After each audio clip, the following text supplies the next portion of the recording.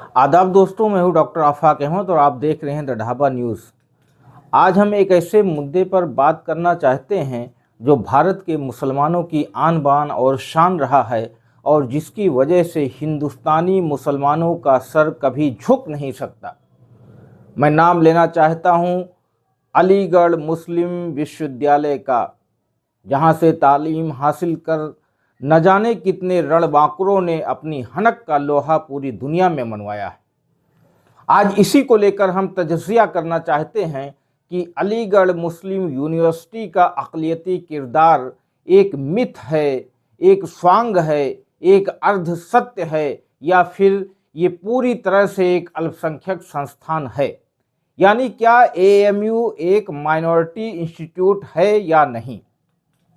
दरअसल 8 नवंबर 2024 को supreme court की 7 जजों वाली संविधान पीठ ने 4 और 3 के बहुमत से अजीज बादशाह बनाम यूनियन ऑफ इंडिया 1967 के 5 जजों वाली पीठ के फैसले को रद्द कर दिया था, जिसमें कहा गया था कि अलीगढ़ मुस्लिम यूनिवर्सिटी को अनुच्छेद 30 के अंतर्गत धार्मिक अल्पसंख्यक शैक्षिक संस्थान नहीं माना जाता। ये प्रावधान धार्मिक और भाषाई अल्पसंख्यकों को शैक्षिक संस्थान की स्थापना और प्रबंधन करने का मौलिक अधिकार प्रदान करता है। आसान भाषा में आपको समझा पाएं तो ये है कि सुप्रीम कोर्ट ने सीधे ये तय नहीं किया कि एएमयू एक अल्पसंख्यक संस्था यानी माइनॉरिटी इंस्टीट्यूट है या नहीं, बल्कि इसको तय करने के लिए इसे एक रेगुलर बेंच पर छोड़ दिया है।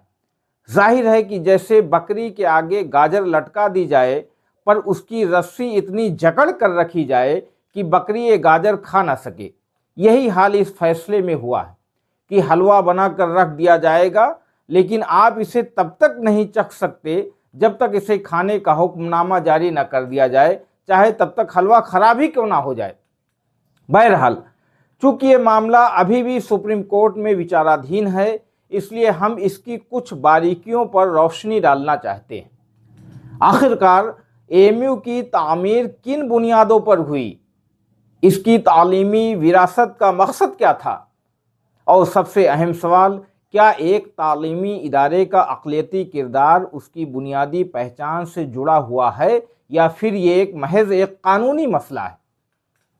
इन सवालों पर गौर करना इसलिए भी ज़रूरी है क्योंकि इससे न सिर्फ एएमयू की हैसियत बज़ाहिर होती है, बल्कि हिंदुस्तान के तालीमी निज़ाम में अल्पसंख्यकों के हक़ों की तस्वीर भी साफ होती है। तो आइए हम इस बहस को आगे बढ़ाते हैं और समझने की कोशिश करते हैं कि एएमयू का अक़लियती किरदार वाकई में है क्या।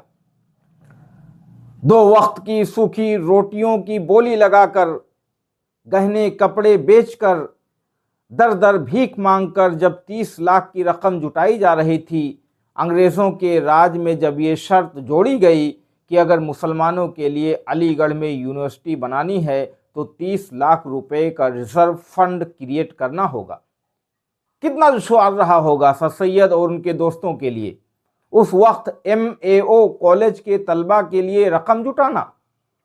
ये सब बातें भ्रामक नशे, सतही हेकड़ी, खोखले टशन, बेमतलब की तुनक मिजाजी में चूर आज के एएमयू के तालिब इल्म के लिए कपोल कल्पना से कम नहीं। आज की घड़ी में इस 30 लाख की कीमत करीब 300 करोड़ से ज़्यादा बैठेगी। अब आप अंदाज़ा लगाइए कि एएमयू को बनाने में आखिर किसका खून पसीना लगा। सर सैयद की क़यादत में जिन लोगों ने अपनी ज़मीनें दी, पाई पाई जोड़ा, वो लोग कौन थे। ये बातें ढाबों पर धुएं के छल्ले उड़ाता वो स्टूडेंट क्या जाने जो आज वॉशरूम में हल्का होकर संडास का फ्लश दबाने तक में काहिली महसूस करता है। हर हॉल में मस्जिद होने का डंका पीटने वाला शायद ये भूल जाता है कि ढाबे पर अपने ही भाई की गिबत करना अपने सगे भाई का गोश्त खाना हुआ। माइनॉरिटी इंस्टीट्यूट का नाम आते ही अलीगढ़ मुस्लिम यूनिवर्सिटी और जामिया मिलिया इस्लामिया का नाम ही खट से जहन में आता है, जबकि भारत में मजहब, ज़ुबान, बोलचाल, तहजीब के एतबार से 13,000 अक़लियती इदारे हैं जो मुस्लिम, ईसाई, सिख, पारसी, बौद्ध और जैन मजहब के मानने वालों के हैं। इससे साफ हो जाता है कि अल्पसंख्यक के नाम पर सिर्फ एएमयू और जामिया का बार बार नाम उछालना जायज़ नहीं। मैं खुद लखनऊ क्रिश्चियन कॉलेज से वाकफियत रखता रहा हूँ। यहाँ ईसाइयों के दाखिले में रिजर्वेशन है और यहाँ एक चर्च भी है। यहाँ 11वीं से तालीम दी जाती है और इस शिक्षण संस्थान का प्रिंसिपल क्रिश्चियन ही रहेगा। इसी तरह पंजाब में जैन धर्म के, सिखों के, आर्य समाज के इदारे हैं और यहाँ बाज़ाब्ता जैन धर्मावलंबियों के मंदिर और गुरुद्वारे भी हैं। पंजाब में सिखों के जितने भी इदारे हैं, चाहे वो गुरु नानक मेडिकल कॉलेज हो, वहाँ डंके की चोट पर सिख अनुयायियों के लिए कोटा सुरक्षित है और इन संस्थानों के अंदर गुरुद्वारे भी हैं जहाँ तलबा अपने धार्मिक अनुष्ठान का पालन करने के लिए पूरी तरह से आज़ाद हैं। इसी तरह अखिल भारत में ईसाई मजहब के सैकड़ों इदारे हैं और इनके कैंपस में ही चर्च बने हुए मिल जाएंगे जहाँ स्टूडेंट्स आज़ादाना तौर पर अपने मजहब के मुताबिक पोषित होता है। आखिर सारी दिक्कत एएमयू और जामिया को लेकर ही क्यों है? क्या इसलिए कि देश में यही दो ऐसे इदारे हैं जहां से तालीम हासिल कर स्टूडेंट्स बैरून मुमालिक में अपनी हनक का लोहा मनवा रहे हैं? एक आंकड़े के मुताबिक अकेले अलीगढ़ मुस्लिम यूनिवर्सिटी से आला सतही तालीम हासिल कर करीब 100 मुल्कों में तलबा अलग अलग शोबों में अपनी खिदमात अंजाम दे रहे हैं। शायद दिक्कत और सोच यही है कि एएमयू के अक़लियती किरदार छीनने से मुस्लिम अल्पसंख्यकों की एक बड़ी खेप देश की मुख्यधारा से कट जाए और मुंबई, चेन्नई, दिल्ली में मजदूरी करे, ठेला चलाए, ढकेल लगाए, खोमचा बेचे, मिस्त्रीगिरी का काम करे, रिंच पैना चलाए, पंक्चर जोड़े, कबाड़ का धंधा करे, मुर्गी और बकरियां पाले और चराए। सरकार को तकलीफ है कि क्या भारत भूमि पर विदेशी कमाई से एक मुस्लिम जिम्मेदार शख्स अपने परिवार का भरण पोषण करे तो पर पढ़कर विदेश में प्रोफेसर बनकर, डॉक्टर, सर्जन, इंजीनियर बनकर नहीं, एक कामगार मजदूर बनकर। मरकजी हुकूमत एएमयू जामिया को फंड करती है। इन इदारों को संसद के एक्ट से कायम किया गया है, लेकिन ये भी तो कहीं दर्ज नहीं है कि अगर ये इदारे केंद्र सरकार से फंड लेंगे तो इनका अक़लियती किरदार छिन जाएगा। जिस तरह मोहम्मडन एंग्लो ओरिएंटल यानी MAO कॉलेज को यूनिवर्सिटी बनने को लेकर 30 लाख का चंदा किया गया था, अंग्रेज़ों के एक्ट से एएमयू का क़याम हुआ और बाद में देश की संसद ने ये माना कि एएमयू का गठन मुल्क के बदहाल मुसलमानों की तालीमी पसमानदगी दूर करने के लिए किया गया है। तब बार बार एएमयू के इस कैरेक्टर को लील जाने की मुनज़्ज़म प्लानिंग हजम नहीं होती। क्या BHU में बहुसंख्यक तौर पर हिंदू समाज के छात्र नहीं पढ़ते हैं? यही बात अगर एएमयू पर लागू हो कि यहाँ बहुसंख्यक तौर पर मुस्लिम समाज के तलबा तालीम हासिल करें, तो इसमें गलत क्या है? एक दौर ऐसा भी था जब देश की आज़ादी से पहले BHU माइनॉरिटी इंस्टीट्यूट था, क्योंकि तब सत्ता की चाबी अंग्रेज़ों के हाथों में थी और हिंदू समाज ने अपने बच्चों के मुस्तकबिल को महफूज करने के लिए बहुसंख्यक होते हुए भी BHU में हिंदू स्टूडेंट्स के लिए दाखिले में आरक्षण लागू किया था। आज यही तस्वीर मुस्लिमों के सामने है कि वो अल्पसंख्यक हैं और सत्ता हिंदू समाज के पास है। ऐसे में एएमयू में मुस्लिम समाज के बच्चों को आरक्षण मिलना एक तार्किक मौजू है और ऐसा हर हाल में होना भी चाहिए।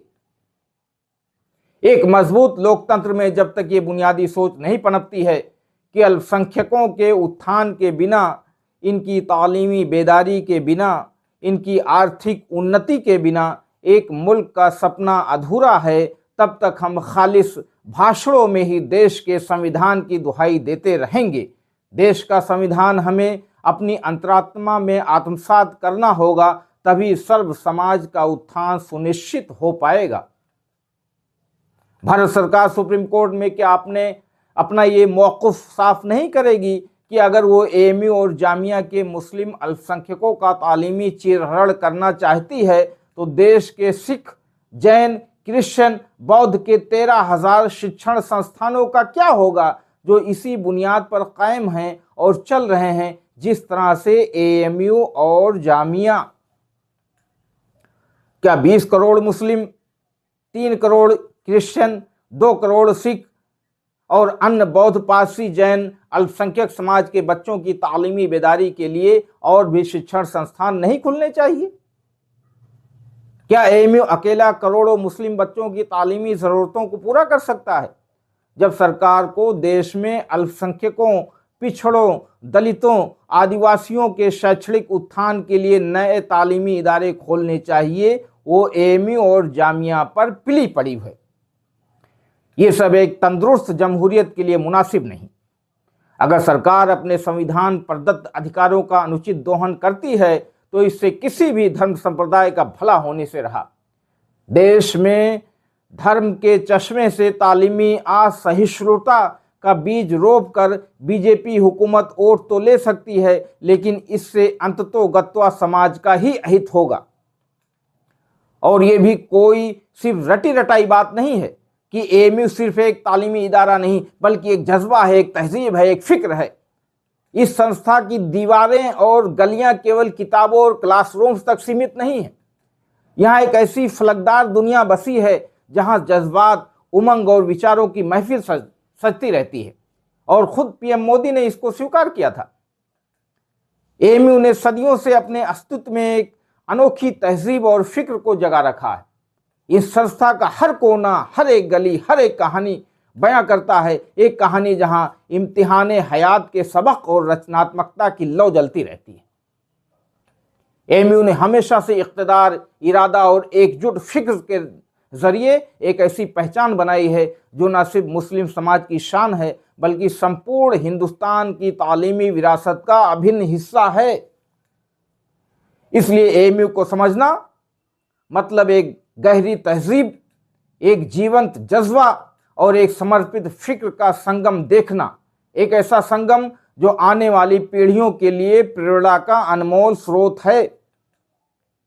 अब ये देखने वाली बात होगी कि सुप्रीम कोर्ट का रेगुलर बेंच आने वाले दिनों में इस पर क्या फैसला सुनाता है और ये रेगुलर बेंच एएमयू के हिस्टोरिकल इस्टेब्लिशमेंट के इन्वेस्टिगेशन को क्या दिशा दिखाता है।